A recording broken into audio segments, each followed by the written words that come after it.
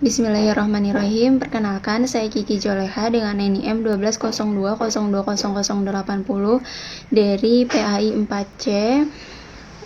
Izin menyampaikan resum mata kuliah Psikologi Belajar yang berjudul Diagnosis Kesulitan Belajar.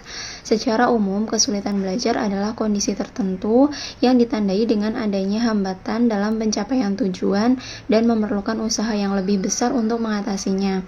Nah, siswa yang mengalami kesulitan belajar akan mengalami hambatan dalam proses pencapaian hasil belajarnya, sehingga prestasi yang dicapainya itu berada di bawah daripada yang semestinya. Kesulitan belajar ini mempunyai pengertian yang luas dan mendalam. Yang pertama adalah learning disorder atau kekacauan belajar adalah keadaan di mana proses belajar seseorang itu terganggu karena timbulnya respon yang bertentangan.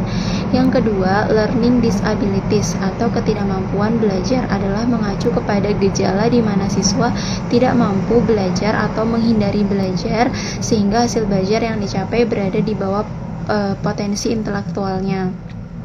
Terus yang ketiga ada learning dysfunction, mengacu pada gejala di mana proses belajar tidak berfungsi dengan baik, meskipun sebenarnya anak itu tidak menunjukkan adanya subnormalitas mental, gangguan alat indera, ataupun gangguan psikologis yang lain.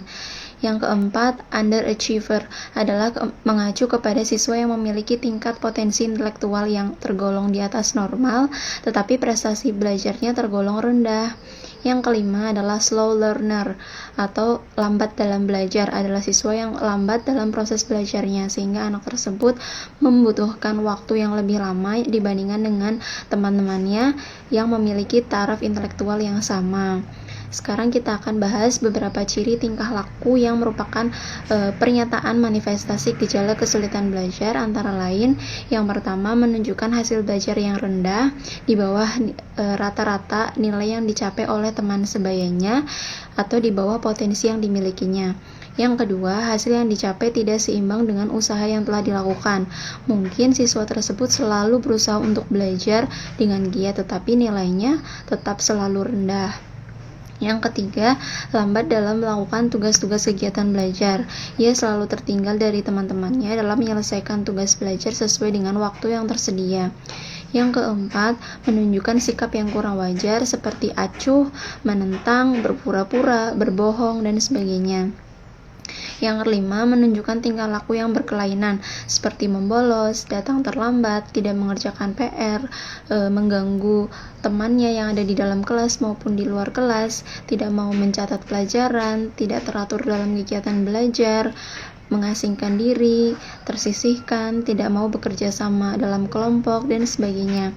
Yang keenam, menunjukkan gejala emosional yang kurang wajar seperti pemurung, mudah marah, selalu sedih, kurang bahagia, kurang semangat dalam belajar.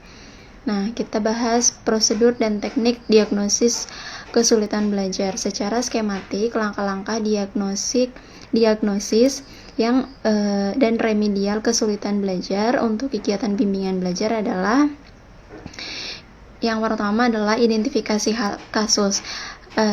Yakni menentukan siswa mana yang diduga mengalami kesulitan belajar.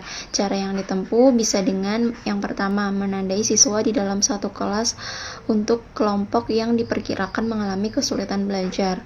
Terus yang kedua, membandingkan posisi atau kedudukan siswa yang dengan prestasi kelompok atau dengan kriteria tingkat keberhasilan yang telah ditetapkan.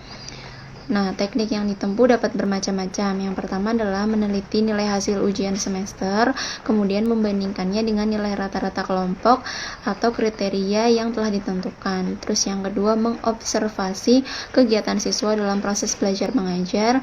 Siswa yang berperilaku menyimpang dalam proses belajar mengajar diperkirakan akan mengalami kesulitan belajar. Lalu teknis yang kedua adalah identifikasi masalah.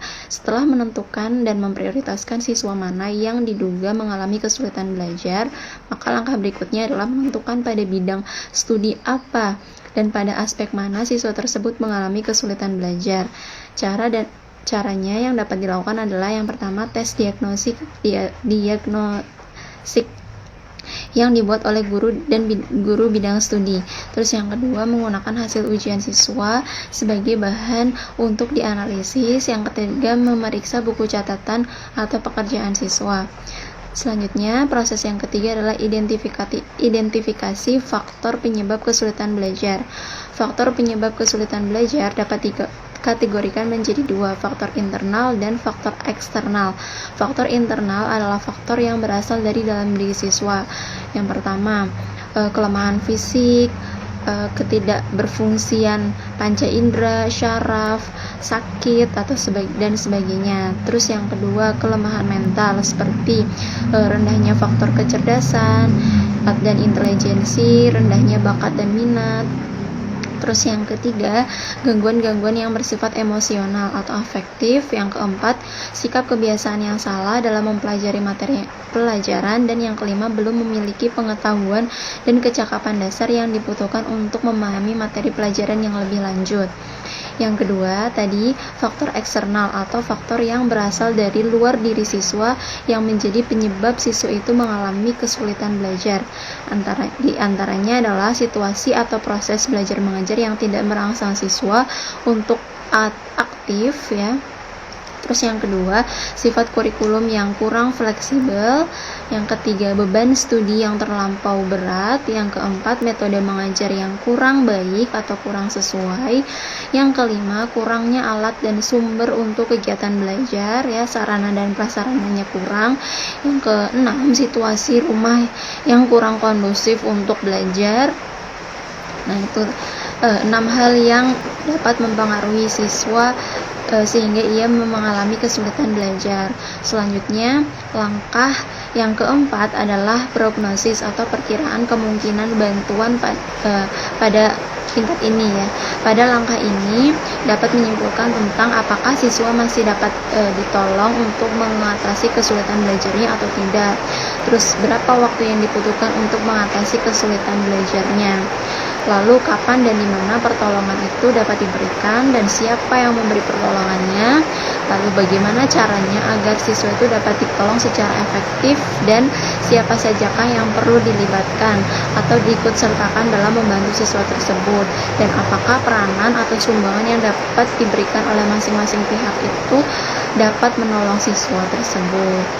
Nah, langkah selanjutnya adalah referral. Nah, pada langkah ini guru menyusun rencana atau alternatif bantuan yang dapat dilaksanakan seperti cara-cara yang harus ditempuh untuk menyembuhkan kesulitan belajar yang dialami oleh siswa, lalu menjaga agar kesulitan serupa itu tidak terulang lagi. Nah, sekarang kita akan membahas konsep dasar dan prosedur remedial. Dalam pelaksanaan pengajaran remedial haruslah memiliki prosedur sebagai berikut. Yang pertama adalah penelaahan kembali kasus. Dari diagnosis kesulitan belajar yang sudah diperoleh, guru perlu menelaah kembali untuk memperoleh gambaran secara definitif tentang siswa yang dihadapi, permasalahannya apa, kelemahan dia apa, penyebab utama kelemahannya apa, tingkat kelemahannya itu ringan atau berat, dan apakah perlu bantuan ahli lain untuk merencanakan waktu dan siapa yang melaksanakan bantuan tersebut. Lalu yang kedua bisa dengan alternatif tindakan. Setelah memperoleh gambaran lengkap tentang siswa, baru direncanakan alternatif tindakannya sesuai dengan karakteristik kesulitan siswa itu nanti apa. Alternatif pilihan tindakan bagi kasus yang mendapatkan kesulitan dalam belajar, maka bisa saja langsung dengan remedial. Tapi jika ditemukan kasus yang memiliki kesulitan belajar tersebut punya masalah di luar itu ya, seperti masalah psikologis dan sebagainya, maka sebelum remedial, kasus harus mendapatkan layanan konseling terlebih dahulu atau layanan psikologis. Yang ketiga adalah evaluasi pengajaran remedial. Pada akhir pengajaran remedial perlu dilakukan evaluasi tentu saja sebagai acuan ya, sejauh mana remedial tersebut dapat meningkatkan prestasi belajar siswa atau menyembuhkan kesulitan belajar siswa. Jika belum berhasil, maka dilakukan diagnosis kembali, prognosis, dan pelajaran remedial berikutnya. Terusnya berulang seperti itu. Nah, sekian resume dari saya. Terima kasih. Wassalamualaikum warahmatullahi wabarakatuh.